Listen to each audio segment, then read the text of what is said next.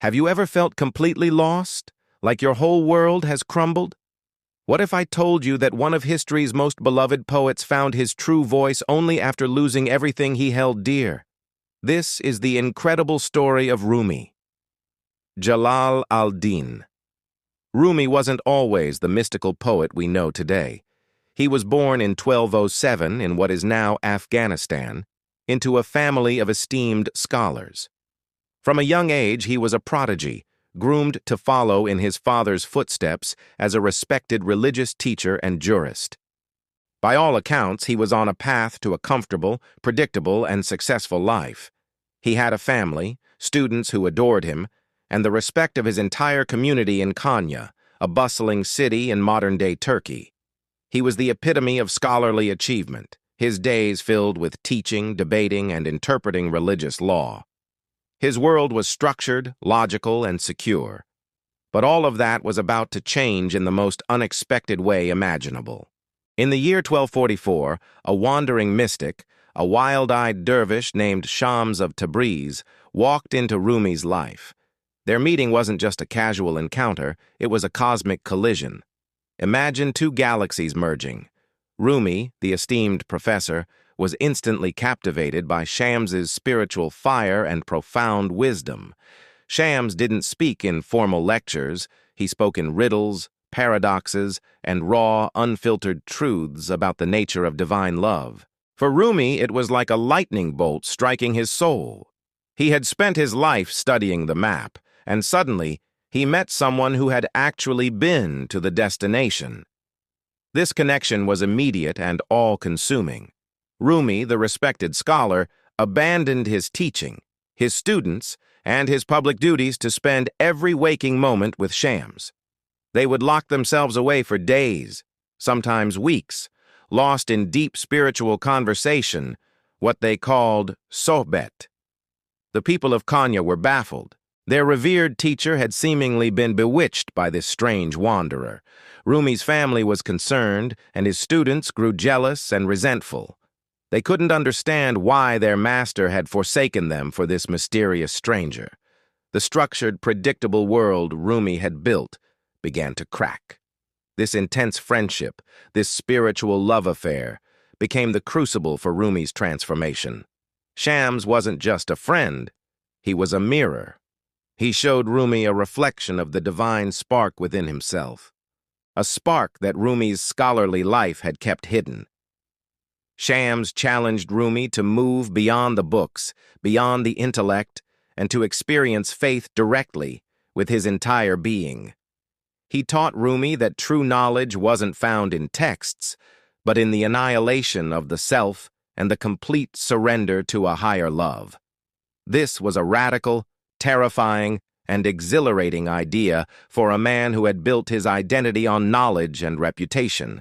He was learning to burn his library to warm his heart. But this period of ecstatic awakening was short-lived. The jealousy and suspicion in Konya grew to a boiling point. The pressure on Rumi to return to his old life was immense. And then, as suddenly as he had appeared, Shams vanished. One night in 1248, he walked out and was never seen again. Whether he left to save Rumi's reputation or was tragically murdered by resentful followers, we may never know for sure. But for Rumi, the result was the same. His sun, his Shams, had been extinguished. The loss was catastrophic. Rumi was plunged into a grief so profound it was like a death of his own. The man who had shown him the ocean of divine love was gone. He searched frantically, traveling to Damascus, convinced he would find his soulmate. But Shams was nowhere to be found. Rumi was utterly broken, his world shattered. He had lost his spiritual guide, his best friend, his other half. He had abandoned his old life for this connection, and now that connection was severed. He had, in essence, lost everything. But it is precisely here, in the abyss of this heart-wrenching loss, that the poet Rumi was truly born. The pain was unbearable, but instead of letting it destroy him, Rumi found a way to transmute it. He began to channel his grief, his longing, and his love for Shams into poetry. The words poured out of him not as carefully constructed verses, but as a torrent of raw emotion. He wasn't writing about love. He was writing from the very heart of it. He began to whirl. In his grief, Rumi discovered that by spinning, by turning in a meditative dance, he could achieve a state of ecstatic union with the divine, the very state he had experienced with Shams.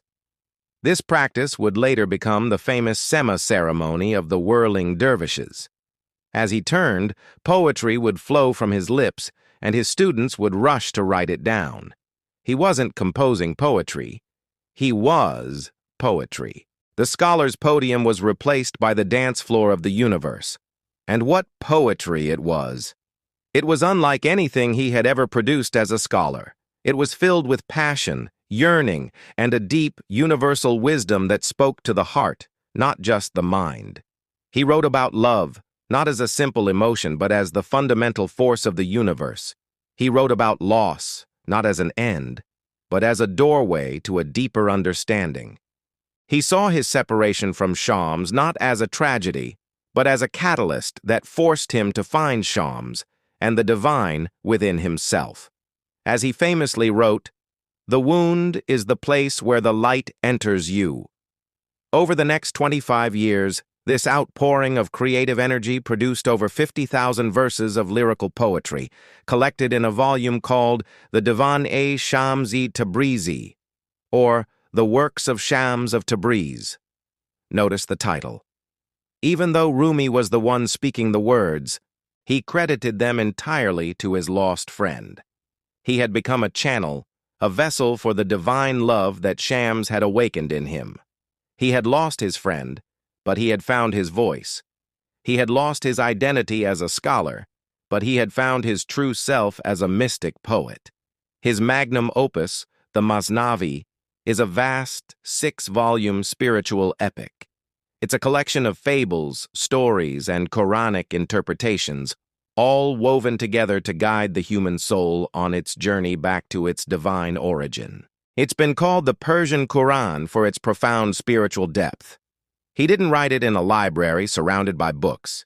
He dictated it in a state of creative flow, often while walking, dancing, or simply living his life, to his devoted scribe, Hussam al-Din. So, the man who had everything, reputation, security, a clear future, had to lose it all. He had to be broken open by grief. He had to have his world turned completely upside down by a mysterious dervish to become the Rumi we cherish today.